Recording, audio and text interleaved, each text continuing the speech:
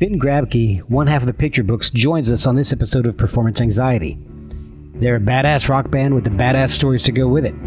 Fynn toured with his dad as a kid as he opened up for Bon Jovi. This was before his dad was the victim of a hit and run in the California high desert. He survived. He also discusses how his panic attacks have influenced his songwriting and how boundaries increase creativity. Oh yeah, there's also the time he ate vegan pizza with Sting in Oslo and got shot in an Albuquerque drive-by.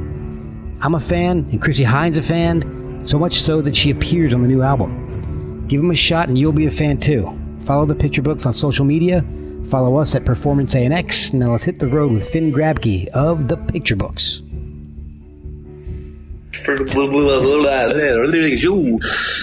Hey everyone, this is Fynn from the Picturebooks, and you're listening to Performance Anxiety. And I'm telling you, I know a lot about anxiety. So, all right, where are you located in? I'm in Virginia, I'm like 75 miles west of D.C. So the closest you guys are coming is Lancaster, Pennsylvania. Right, and that's true. Yeah, that's still a few hours from me. If I didn't have kids, I'd be there. But, unfortunately. Well, that's the whole thing about the U.S., especially coming from Europe. So fucking big. Your country's so big. It's crazy.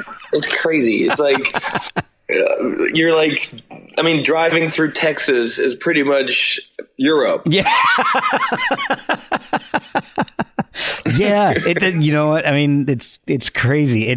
I'm really amazed at how many bands, especially foreign bands, European bands, South American bands, actually tour the entire country. I mean, it's amazing. I know there's certain places you got to hit, New York, LA, but to come to I never think of DC as really like a hub for bands, for a destination for you guys to come to. But I'm hoping it is at some point. So.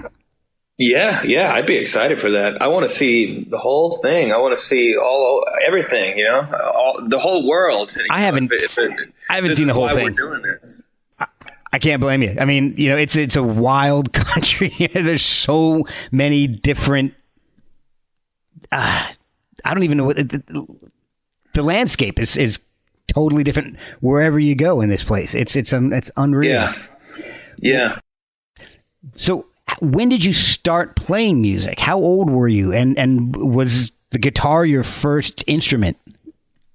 Mm-hmm. Yeah, that's a good question, actually. And it's kind of, there's not really an exact answer I can give to that. Music has always been a big part in my life. My dad, who used to be a professional skateboarder in the 80s, he has always been in bands. So there were always either skateboarders or musicians in our house. So there were instruments, guitars, keyboards, everything was lying around. So I was always jumping on those things and just kind of did my thing. So there's not really, in my mind, there's not the moment where I saw a guitar, grabbed it, and, had that moment of, oh man, this is what I'm going to do for the rest of my life. Or it was just always something I never really doubted that this is what I'm not going to do. I always this is me. Like, there was no question about it. It was always there.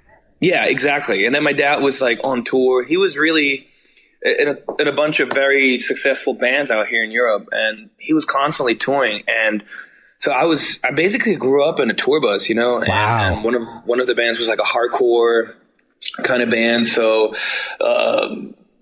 hardcore music can be quite frightening, but usually the guys in the band are the coolest and nicest dudes ever. And I just have all these like great memories being on tour, and so, yeah, that's what I mean with it was just something I was doing from day one. So there was no question that I'll just continue doing that, Were you always singing? Yeah, not really. Not like somebody told me, "Oh man, nice voice." I never had that. I never had a moment, or a moment of people be like, "You should be the singer" or anything. The Picturebooks started exactly out of that. You know, none of us has ever been in a band, like Philip and me, never been in a band before, or really learned the instrument. We never had lessons or anything. You know, we just kind of, you know, we were just skateboarders, and you know, we're from this like super small town called Gütersloh, which is like in the belly button of Germany. There's nothing going on here. And all of a sudden there's a guy in the skate park wearing a Black Flag shirt, and I was wearing a Roxy Music shirt, and we kind of clicked. That's It kind of awesome. made sense. It kind of made sense. And so I guess at that moment when we were just so bored, didn't know what to do, and went in the attic of my parents' house and started playing on like IKEA trash cans and stuff like that. You know, we were creating sounds. I guess that is the moment where I knew, oh, this is what I'm going to do, you know. But I was, you know, I had instruments in my hands before that, but it was, you know, it was that moment with Philip where we kind of felt something that we haven't felt before. So it took just meeting the right person.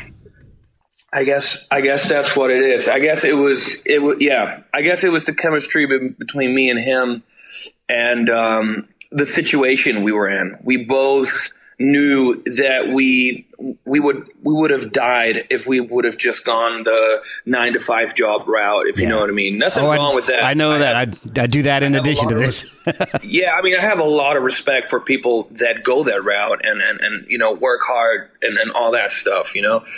I love that. I work hard as well. I just, for me, that way, going that way wasn't in the cards for me, and for Philip as well. And then, you know, this town, it doesn't really accept that. You know, it's that way or you're out. You know, so nobody really ever understood what we were on about, and that was fuel to the fire for us, you know. Like, the more they hated us, the more they didn't believe in us, like, the more we wanted it. And, that's awesome. I gotta say, I have an immense amount of respect for you guys doing what you do, because I was a photographer for a decade or more, and as you know, same way. You know, I didn't have that 9-to-5 thing. I was out shooting at weird hours. Yeah, and unfortunately, along with that comes the roller coaster paychecks, and so you know, once so once I got married and started having kids, I ended up having to go into the 9-to-5 route. So I have an amazing amount of respect for guys like you who just grind it out all the time and are able to make it work. Yeah, I mean, to be honest, I got an awesome family behind me that believe in us as well and work on this as much as we do, and so it's good to know that if we would ever fall, we wouldn't fall hard and we wouldn't fall too deep, if you know what I mean. Yeah, they got our back, you know. Oh yeah, my wife, she's been with me since the day the band started. We kind of met at the same time. Oh, cool. So, I mean, she, you know, she just kind of supports me in every way when it comes to this band. You know, it's for her, it's just another, you know, it's just another, hey, I'll be gone for the next 2 months going on a US tour. And, you know, for her, that's just normal. You know, for us, you know, I shared a bed with my drummer more often than I did with my wife. We know each other the same amount of time. You know, it's crazy. But that's so awesome to have that support. Yeah, it's great. It's great to have that support, and I'm so grateful for that. And at the same time, the coolest thing is, like, when I say thank you to them, for them, this is like not even a question. You know, they're like, we're family. I mean, this should be normal. Like, it's crazy how that is not normal in other families. Yeah, exactly. And your dad, you're saying he's been a major influence on you for your entire life. Yeah, full on. And he still is, right? Still is. He's on tour with us every day. That's awesome. Yeah, he's the tour manager, life mixer. He's the producer. I mean, we shoot the videos together with him and all the visuals. I mean, you're a photographer, so this is for us. The visuals had always been another thing. You know, the band wasn't just music. We were always about visuals. The visuals and music. This goes hand in hand for us. It's as important as the other part. Well, I'll tell you what. I love the video for "I Need That Ooh."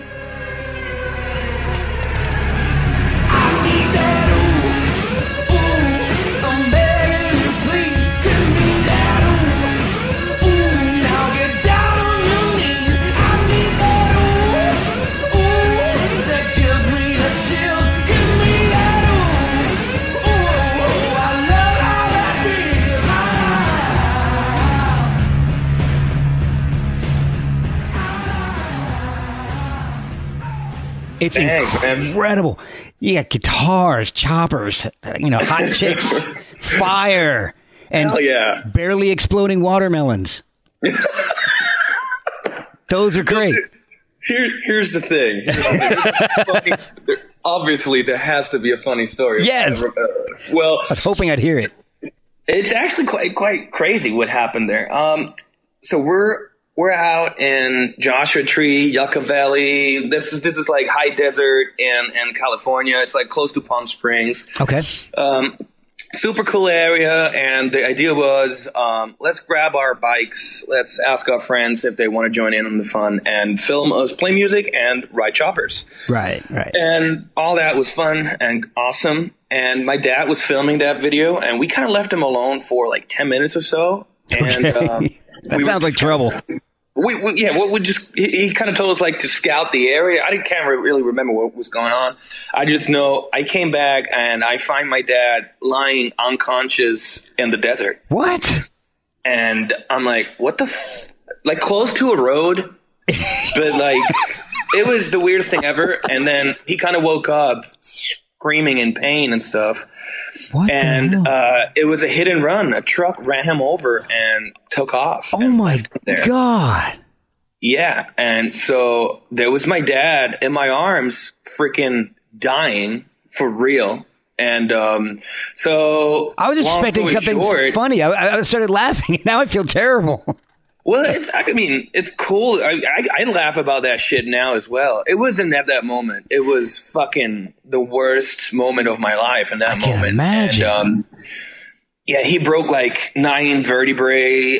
He broke 10 ribs, punctured his lung, fucked up his knees, fucked up his elbow. I mean, obviously shock too. Yeah. This guy never had a drop of alcohol, never did any drugs, never smoked cigarettes, no nothing. There he is, a German in an American hospital. The first thing you get is freaking oxycodone and whatnot. Oh no! I remember this one moment. He looked at me. He got like morphine. I can't remember something. They gave him something real crazy, and he just looked at me. He's like, "Now I know why they do drugs." This is like the first moment where he the pain was kind of gone for a minute. Oh my God! Yeah, it was weird. We were just like, all of a sudden, we were in this like hospital in the middle of the desert for like 3 weeks. Oh. I mean, the hospital was awesome. He was taken good care of. But he wanted to finish that video, and like 2 weeks later, he started walking out of that freaking hospital. And 3 weeks later, after that crash, I mean, he was basically dead. He needed to learn to walk again in just like a couple of days. God. And man, this is a long story. But like friends from skateboarding and like motorcycles and stuff, everyone joined in and helped us out to finish this video. Wow. And so we finished it 3 weeks later, and it was just the craziest and most emotional time ever to again have that have that support of people that just believe in what you do.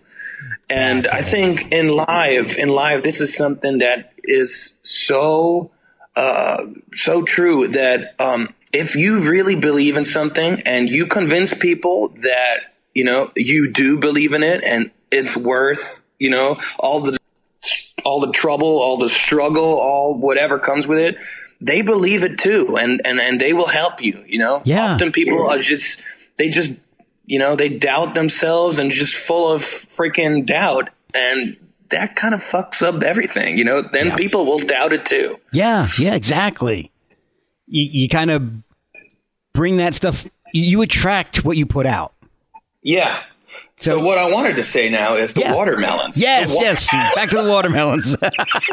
from such a deep thing here now. I want to get to the freaking... I almost forgot about them at this point. Well, this one guy, he's a good friend of ours. He had this idea, and we were all just freaking not believing in that idea, and for good reason. Now that every time we watch that video... But it kind of became a thing. It was kind of like we could have not put that in the video. Now, we were this was like the running joke, the whole freaking shoot. We were just laughing our asses off for that scene, and the idea was like to put mud around it, and I don't know what. I mean, it was till this day I don't get it, but it's part of that video now, and everyone's talking about it, and maybe that's the whole David Lynch thing. Why do they have freaking exploding watermelons in that video? You don't know. Exactly. So that wasn't even your idea. You guys just okay. We'll blow up some watermelons. Yeah, our friend had this idea, and I just kind of told them, whatever. If you guys can make that look good in the video at the end, I'm fine with that. Well, kind of exploded. It didn't work. It didn't work out, but but it's awesome enough to keep it in the video. Yeah, and it was part of the whole thing. That was what it was. It was part of. It was real. It was honest. Oh yeah, and if we would have not put it in there, I would have felt like we're faking it. No, this was all part of that thing. This was part of that awesome weekend we had out there. Yeah. Our friend, he had an Airbnb out in Pioneer Town, which is like an old like Western town, and there's this like venue called Pappy and Harriet's, which is awesome. I mean, it was just crazy, and it was just all part of that. It was a long weekend of just laughs and seeing my dad in like this crazy bandages and whatnot, but everyone kind of forgot about all the bad shit, all the negativity, and it was all positive. It was all love. So I was just like, let's just have everything what is going on right now and have that in the video, no matter what. So obviously, you guys in the videos and all, you have a pretty solid connection with motorcycles. How did that start? You guys build motorcycles, right? Yeah, we do. Yeah. We work together with like Harley Davidson stuff. That's amazing. So how did that all start? Because if I was reading this correctly, you actually stepped away from music for a while to build motorcycles. Yeah, true. All right. Yeah. Tell me a little bit about that. So here's the thing. We were stuck out here in Germany. We like couldn't get out. It was really hard to get out of Germany. It was like people literally like didn't answer emails anymore, or like stop the contact, knowing, oh, you're a German band. All right, well, everything from Germany, it has to suck, and just kind of hung up. And we had moments like we're like, what the hell is going on? Like, who cares where we're from? So we had a hard time coming out of there. It took us years to just at some point be like, you know what? Let's stop listening to music for a while. Like, we literally forbid each other to listen to music for like 2 years. Oh, wow. And so motorcycles had always been a part of our lives, but not as much as it was in that time. All of a sudden, that just kind of took over and brought us back to music. We were all of a sudden talking music during, just a night at the shop, building this bike that we had in our minds. And I guess what happened was we were training our like creative mind a lot more in a different way, and that inspired us so much to just kind of express whatever we were feeling there into music. And all of a sudden we were spending a lot of time in the States. I've been calling California my second home since I was 10, so this is like 20 years now. Oh, cool. And Philip has been coming to the States a lot ever since the band is going on. So we've always kind of been out in Cali and in the desert and hanging out with all of our friends there. So it was never a moment of, let me give you an example. We're not Avril Lavigne having a bunch of skateboarders in a video because it's cool. You know what I mean? Yeah. It's not the case here. The motorcycles and the skateboarding and whatnot is in the video because that's us. Yeah. You know, none of the stuff, none of the videos is scripted or anything. It's literally just, you know, documenting live as it happens for us. Well, I've seen some of the pictures of you guys on skateboards, and it definitely doesn't look staged because you're the only skateboarders I know wearing like tight jeans with big beards and vests. So, is that a good thing? I think it's awesome. I think it's the coolest thing ever. So how did you guys decide on the name The Picturebooks? Well, I would love to have the coolest answer and give you a whole speech about what that name means to us. But the answer is we had a very first show, and the promoter called me. They wanted to print some posters to promote the show. And he's like, so we got everything fixed. The thing is, though, like, we don't even have a name. What's your guys' band name? I want to put that on the poster. And I just set The Picturebooks, not thinking about it, not knowing, never thought about that name, nothing. I just didn't want it to sound like an amateur. I wanted to sound like a pro. I wanted to sound like I'm ready. And you know, and Philip was next to me, and he just heard The Picturebooks, and he looked at me like, I wonder what he's talking about. And after I hung up the phone, like, he's like, what's The Picturebooks? I'm like, that's our band name, I guess. And so, yeah, that is the whole story. Oh, my gosh. You know, you don't think that's an amazing story, but that is an amazing story. Well, I guess. Well, it's just the truth, you know, and this is what it always comes down to with us. We always want to stick to the truth, you know. I don't ever want to be in a situation where I would feel like, oh man, I think I did tell this story like that the other day. So now I have to stick to that truth. I just stick to the truth, whatever that means, you know. That makes it easier. It's easier, and I think people like it that way, and I like it. And this is what it all. I'm the only one that has to like it. Yeah, exactly. And you know, honestly, I started this show because I'm a huge fan of music, and I love discovering new bands, and you can tell. I'm no expert, but you can tell when somebody's putting you on, and it's a sincere band, a sincere music. It really cuts through all the shit, and that's one of the things I love about you guys is that everything is stripped down and sincere. The sound that you guys come up with is insane. I mean, it's so cutting. It's just so raw. It's amazing.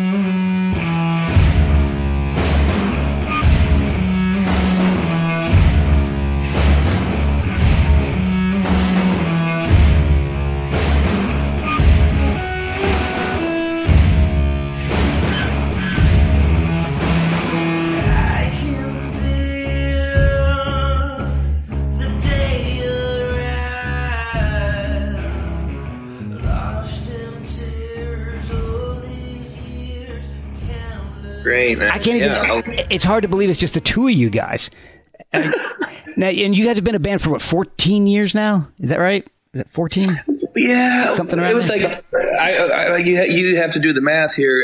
I think we started like 2005, but you know, this is early stages. You know.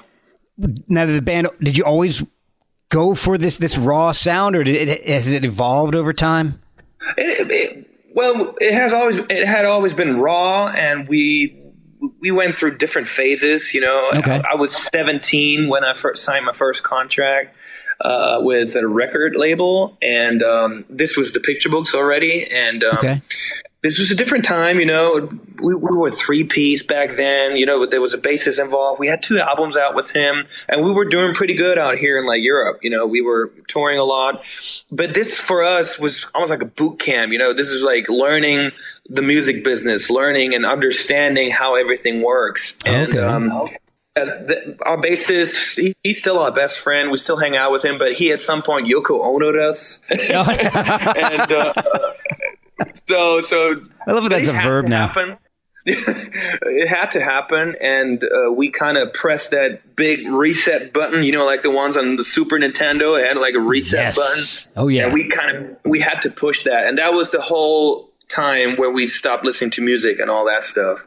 Okay. So I guess, yeah. I mean, what was the question again? I don't know. There really wasn't one, I guess. But you guys actually have 2 albums before Imaginary Horse, then. Exactly. Oh yeah, exactly. Yeah, we did. And the great albums too. Just a little different, Okay. but you can totally hear the Picturebooks in that. But it was, I mean, now Philip doesn't play cymbals. I play as little effects on my guitar as possible. We have that roomy sound, that reverb. Yes. Because everything is recorded in our motorcycle garage, or at I least in the definitely want to ask studio, about that.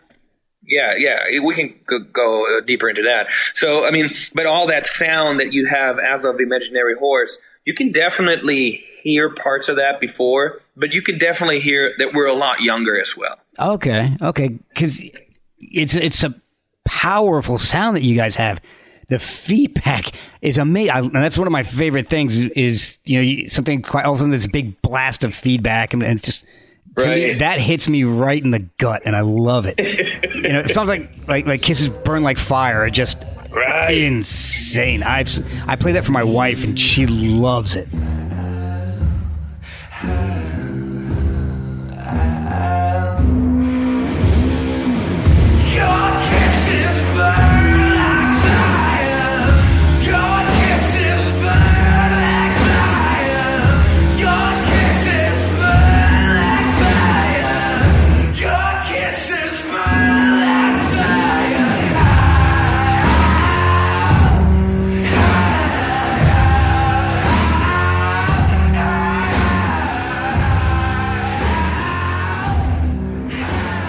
Awesome. I got a pretty cool wife. That was the first song Philip and I wrote as a duo. Really? Yeah. Oh, it's such an amazing track. Yeah, and it kind of passed. Is that a term? I'm not a native speaker. As much as I don't have an accent. Yeah, you don't at all. It paved a. How do you say? It kind of shaped everything that we do right now. You know what I mean? It was kind of like that moment kind of happened. We wrote Your Kisses Burn Like Fire, and it was almost like we found a formula that we feel so connected to, and we felt like that is so us, that is so us without no exception, Yeah. This is us. This is our sound. This is what we're going for now. And so every song we write, we compare it with Your Kisses Burn Like Fire. Oh, really? Oh, okay. And was that recorded in the motorcycle garage? Exactly. This was recorded in our motorcycle garage, like 5 feet or something, 3 feet away from us. And, wow. So like 2 microphones, just getting all that roomy reverb sound that you hear on the album is the actual sound of that room. And, just kind of going for it, building bikes in between. And then, somebody would Philip and I would look at each other like, right now, let's do it. Fuck yeah.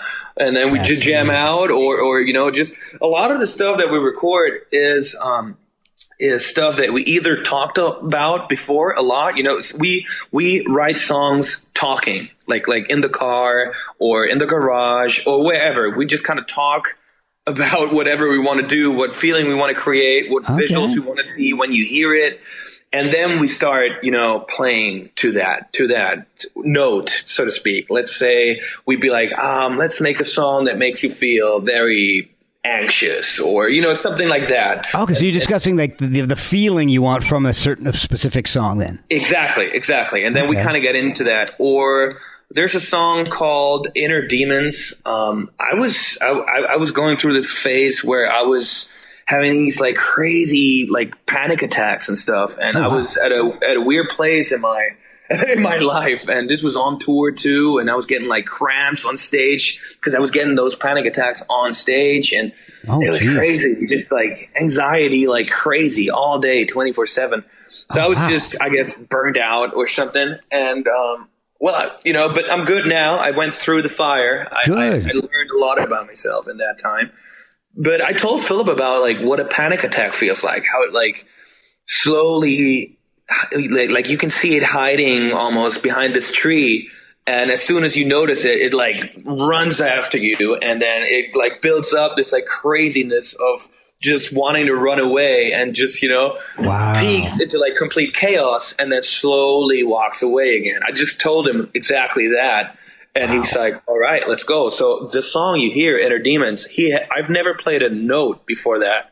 He never showed me a beat, no nothing. It was the first take. We recorded it, and it's on the album. Oh, wow.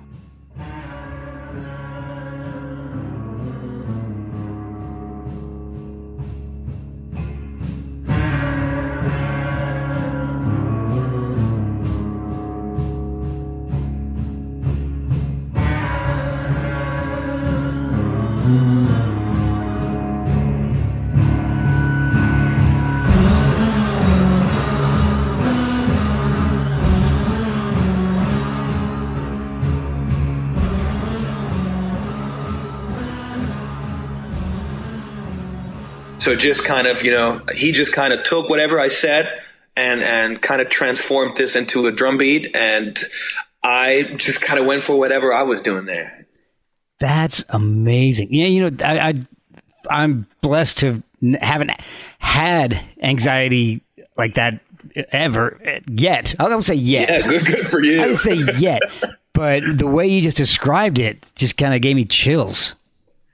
All right. Yeah. Well, yeah, it was crazy. And like, I was obviously so under pressure at some point. Like I was getting like sleep paralysis and stuff. Wow. And it was crazy. It was I was so not, with myself, if you know what I mean. I couldn't read myself anymore. My mind and my body, they weren't connected at all. Oh my gosh. You know what I mean? Like it was crazy. And it's the kind of stuff that happens when you're out on the road. And I think a lot of musicians or artists struggle with that, is when you don't have a routine in your life or in your day. And on tour, as much as you're in a different bed every night because you're like in different hotel rooms, or you're in a different town and you wake up and you have to Google where you are. Yeah. Where am I? Where the hell am I? Or, all that shit. I mean, that is all cool, and I can deal with that. But I didn't have a routine. I didn't have a daily routine that was going through, that I could fall back into whenever I was feeling not good, Okay. And so I learned how to meditate, and I have these things that I do every day, no matter where I am. And they kind of, keep me grounded. They kind of, it's almost like a train, they keep me I have to be in those tracks so I can move freely on this train. As long as this train runs on these tracks, I can be creative, I can party, or I can, I can enjoy life a lot more being on those tracks and have that train roll straight into the sunset and enjoy life, But when that train starts moving left and right and, take wrong turns and stuff, you end up at a dark place. Well, that's really interesting because on several shows I've spoken about this with a lot of people I've had on the show. Mm-hmm. If you don't have some kind of boundaries, it's more difficult to be creative. Hell yeah. And it sounds like your boundaries are more, out, not necessarily inside the music, but maybe out in your life in general. You need certain things that you have to do to help keep you focused and be more creative. Yeah, true. I heard this cool thing the other day at another podcast, and it was about how creativity is a muscle, and you can train that muscle. You just have to use it every day. And creativity could mean building a sandwich. It takes creativity to build a sandwich. I mean, nowadays you can probably Google that, but somebody creative enough to create that sandwich. Somebody had to create it. Yeah. So, creative people can properly make great sandwiches or great burritos or whatever. training that muscle every day. I try to write as much. I write several songs every day, and wow, that needs some sort of routine or some order in there. So otherwise it will just be all chaos. You know what I mean? Yeah. Otherwise I will forget other things because I'm so focused on that thing. I have these times, I have moments in my day where I switch on creative mode and I know the next hour belongs to writing songs or, just goofing around on the guitar, and maybe something comes or something happens or maybe not, but I don't force anything anymore. I'm just enjoying when it's there. And if it's not, that's okay too. I appreciate that as well. Well, that's awesome. That's a great, healthy way to look at it. So. Yeah. And it looks like mentioning that, having that anxiety from the live videos that I've seen, it wasn't evident in the performances that I've seen, because it looks like you're actually exercising some pretty serious demons. You look like you're, strangling your guitar for every note possible. It's a seriously intense show, it looks like. I'm telling you, man, it is. It is. And it's no joke. Every night we give 110%. If there's one freaking guy in the audience, which we definitely had, and or if it's an arena tour with whoever and sold out freaking stadiums, I don't care. I'll give 110% because whoever's there paid entrance fee to see a freaking rock and roll show, and that's what they get when they come to the Picture Book show. And At the end of the day is another thing. I need to go to bed and have to deal with whatever I've done there. I've prepared years and years for this. I've trained, I've rehearsed, I've written all these songs. This is my art. This is my moment, my stage, to show who and what I am. So if I give you a half-ass show, I mean, I'd be sad to hear that people didn't like it, or to have people say, this is the second time I've seen you and this was just 50%. And knowing that it's true would be the most heartbreaking thing for me ever. So if I'd be lying in my bed knowing it was a half-ass show because there was 3 people, these 3 people paid entrance fee. They're probably the biggest fans. They probably want to sing along to every song. So you better make it a good show. This is kind of our mentality. This is kind of how we've always done it. And the other thing is, we tried to do half-ass shows, believe me, especially that one night in Italy where this one freaking guy and his dog was just at the end of the bar, not giving a fuck about us. We really tried to give it a half-ass show because we really didn't need to do anything there, but we didn't. We gave it 110, no matter what. The first note, and Philip and I just turned into whatever it is, and it was a fun show. I'll always remember that show, and I probably forgot about way more important and way cooler shows. Because a broken cable can be half of the show. Yeah, you don't have to feel bad about the broken cable. That is the show you will always remember. That is the show that in 10 years probably people will be like, remember that one night in Nottingham when your cable broke? And I'd be like, fuck yeah, I remember that. Man, that just makes me want to go see a show now. I'm dying to see one now. Wait, this is the thing. My dad was on tour with Bon Jovi. There was this stadium tour, freaking 60,000 people every night. And he was the support act of freaking Bon Jovi. And Bon Jovi, this is like the time when he had this song, what was it? It's My Life. You remember that time? Yes. Oh, yeah. With that, wow, wow. Bum, bum, yeah. Bum, bum. Oh, my God, it was so good. It was so good. It was so good. And every night they had a moment where they would pretend to have an electrical problem or a breakdown or something. And they would have these light effects to have almost like a, these little blinders. Oh, wow. And then you hear through the freaking PA, like a walkie-talkie guy going sir, I think we have a problem here. We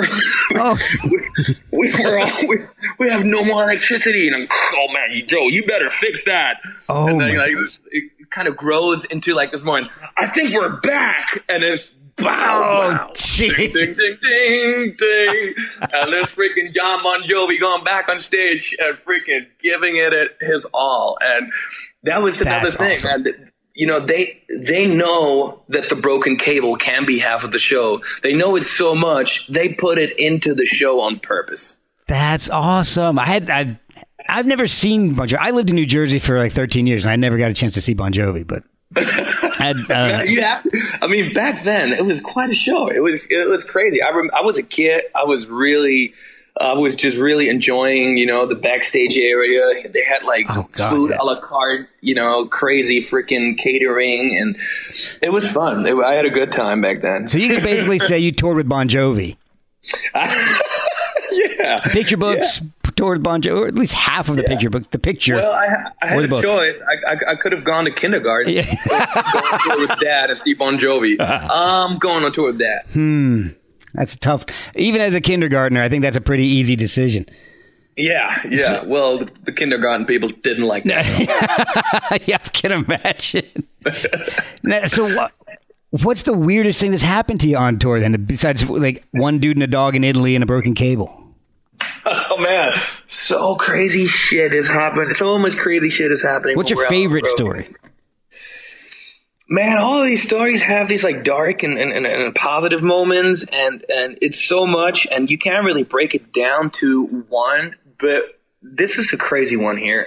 We're playing New Mexico in Albuquerque, and like a couple minutes before the show, we're hanging out in the back alley of our van, you know, kind of just sitting on the back and kind of talk bullshit and doing some vocal warm-ups and stuff. What you do, you know? Yeah. And all of a sudden, like, this car, like, dark windows, stops next to us, like, I don't know, a couple feet away, rolls down the window, and I can hear some Spanish talking. Like, I don't know, I don't speak Spanish, but it was quite obvious that it was Spanish. Okay.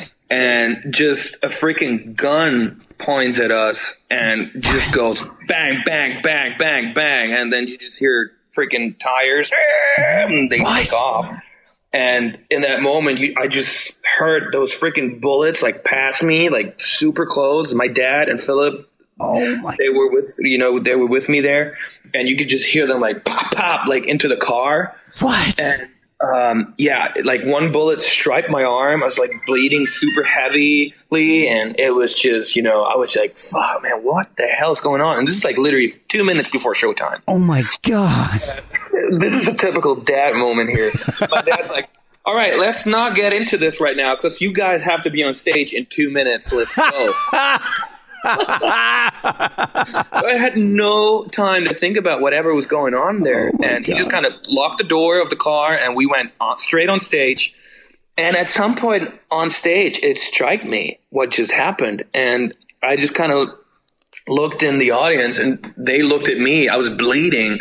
They're just like this new German band in Albuquerque, like freaking Rammstein, whatever, bleeding again. Freaking Germans. What are they on about with their blood? Oh, yeah. It's so weird. And I just told them the story, and the reaction I got was just, welcome to Albuquerque. And I was like, oh, my God. Oh, man. So this is the last time we ever played in Albuquerque. And I don't blame you. Hopefully not the last time, but, you know, this was the last time we were in Albuquerque. Oh, and, my God. Yeah, that was scary. That's insane. Yeah, well, but still, man, there's another thing. We played Oslo in Norway and had a great show. And you know how it is after a show, you're a little hungry.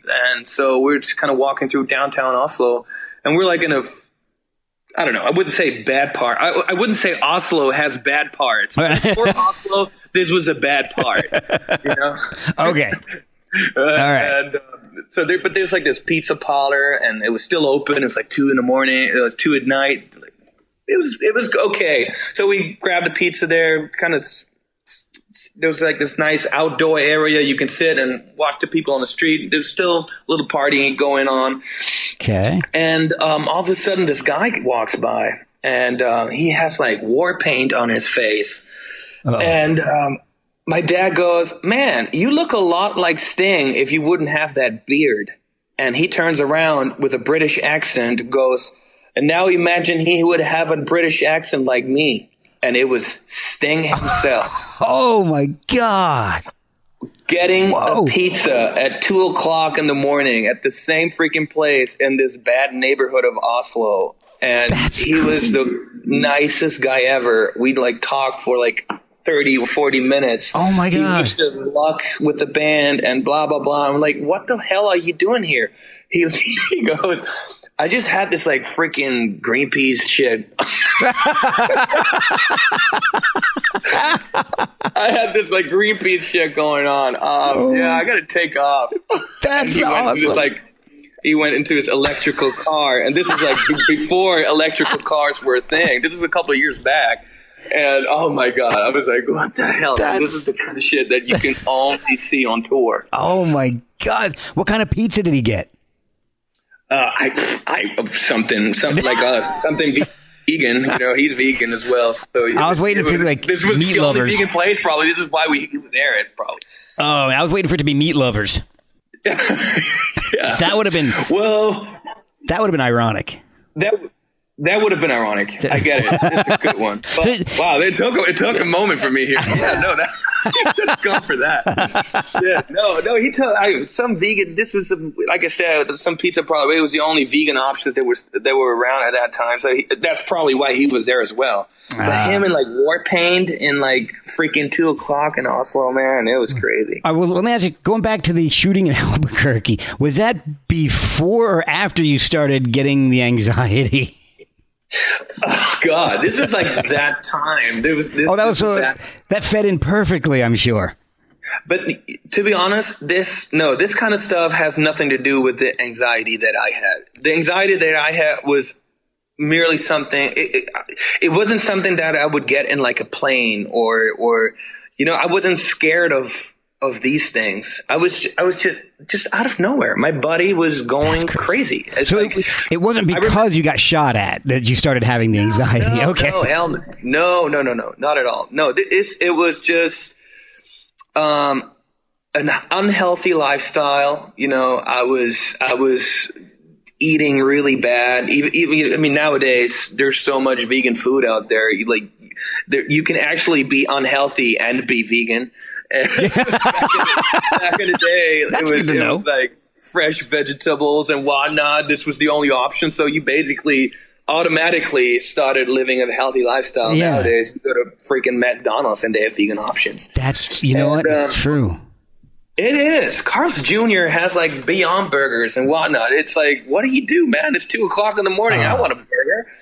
Everyone was living that life before, and I had to watch them do that. And now I can live that life too. See, leave it to fast food to make vegan unhealthy. I will. Jeez. Oh, that's a good one. But I was just unhealthy. I'm not a heavy drinker. But I was heavy drinking as well. Yeah. Not like every day or whatnot, but a lot more than I usually do. And on the road, booze, bad food, no sleep. I guess it was a mix of that. And it was just about time to understand myself, understand my inner self, understand who I am, accept who I am, accept the anxiety. I still have it. I still have moments where I'm anxious, and I just kind of accept it. I have like breathing techniques that I do, and they get me right back where I want to be. And it was something that actually right now I feel really blessed to went through that time. It made me a better and happier person. And I am at my happiest I've ever been. And I mean this as much as I can mean it. I'm super crazy fucking happy. That's so awesome. I'm so glad to hear that.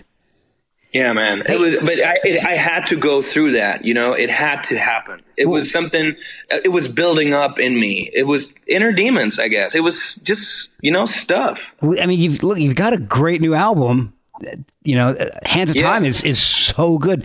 I wanted to ask you a couple questions about that. True. Yeah, go ahead. How did you get Chrissie Hynde to sing on the album? Because that's a pull right there. I will fight you. what you wonder might do. Remember the sunshine will guide you. You can't let go. No, you can't let go. Wherever this darkness will find you. Whatever you hide deep inside you. Remember the sunshine reminds. How did that happen? Dude, wow, exactly. I don't know. I don't know to this day. It's the coolest ever. Like every time we talk, it's like so inspirational, and she's so I don't know. Everything she says is so how I feel about life as well. We're like it's like we're connected. It's crazy. Well, it was like this. This is how it started. We were playing this show for Harley Davidson and Saint-Tropez in the south of France. Oh, wow. And this is like a stage right by the beach. Oh, freaking Saint-Tropez beach, freaking yachts and rich people all over the place. Oh, my God. And so we're like sound checking, and all of a sudden there's Chrissie Hynde in the middle of the beach in front of us, head banging along to Your Kisses Burn Like Fire. Oh my God! Everything comes back to that song. Yeah, true. Now that I just realized this. We're playing Your Kisses Burn Like Fire, this is the song that we always sound check. Like I said, this is the song that we kind of measure everything with. Yeah. And she just kind of went crazy. We stopped the song, and she was like, "Who the hell are you? Where the fuck are you from?"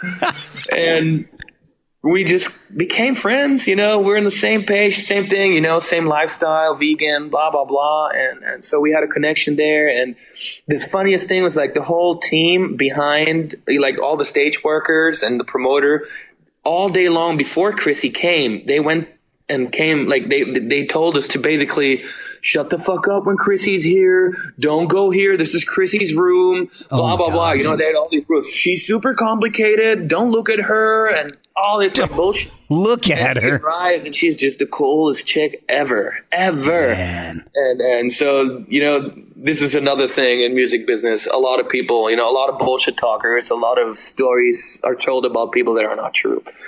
Apparently. And yeah, well, like I said, we became friends, and she gave us her number and told us, "Hey, give me a call when you guys in London," because this is where she lives. She lives in London now. Okay. She's from Cleveland, and she lives in London, I don't know, forever and ever.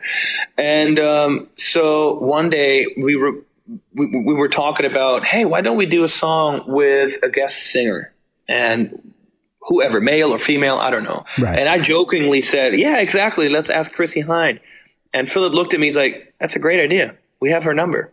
And I shoot her a text saying, "Hey, Chrissie, would you be down to sing a song with us?" And 2 minutes later, she's like, "I'm down." Wow. And so the problem here was we didn't have the song. Send it over. Give us a minute. She's like, send me the files and let me see what I can do. And I'm like, oh fuck. So the next few days and nights, we were in the studio knowing that we are writing a song that Chrissie Hynde is going to sing on, and wow. And whatever this may take us, it better be good. Yeah. Oh my God. So it is.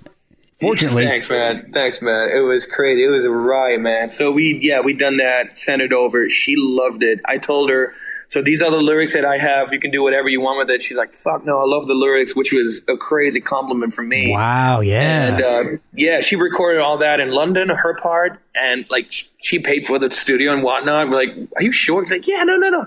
She never signs anything. She's the freest artist ever. And then we asked her, would you be down to shoot a video with us? She's like, sure, but I want to ride motorcycles. So soon, wow. You don't know yet. You haven't seen it yet, but soon there's a video out with Chrissie and us recording the song, having a good time in London. And I mean, that was another thing. This to round that whole thing up, it was this ride of getting to know her. And now I would call her one of my best friends. She's just the coolest. That is awesome. So there'll be a video for You Can't Let Go with Chrissie Hynde on a motorcycle. Yeah. Oh my gosh. I can't wait to see it. Riding motorcycles with us. And there's some crazy shit too. She I mean, she has always been into bikes. If you look into her catalog and see what, she has a lot of songs that are bike oriented and stuff. Okay. But she promised herself to never step on a bike because she was at her friend's place when she was a teenager. And her mom was like some kind of, I don't know, some psyche or whatever, some sort of, I don't know, shaman or whatever. Okay. and that woman passed the door while she was just hanging out with her friend.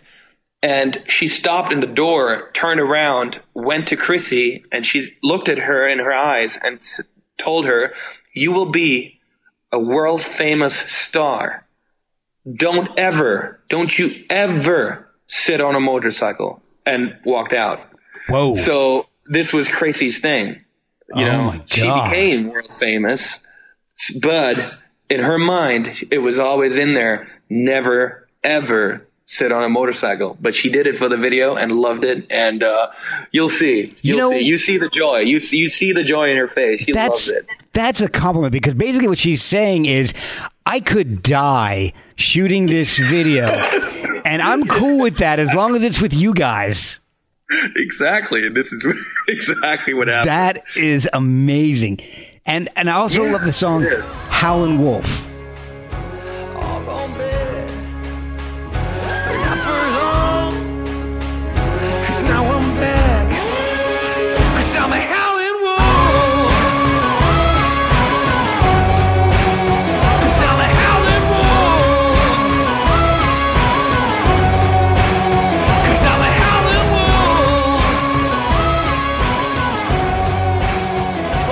Yeah. That is a cool. What is that little mandolin thing you're playing? Where did you get that? That is so cool. Yeah, that is old school mandolin. That is the secret behind that. But I have this like crazy octaver and like fuzz sound that I put on it in the chorus to make it sound like a very fuzzy and cool sounding guitar. And awesome. People often, when they hear a song, they're like, "Yeah, well, this sounds good on the album, but how the fuck are these guys going to play that live? This is never going to work out." That was my next question. Yeah, they come to our shows and they see it and they're like, "Dude, if I close my eyes, I hear like 5 to 6 people, and I open my eyes, I can't believe what I see." And I think people are just not used to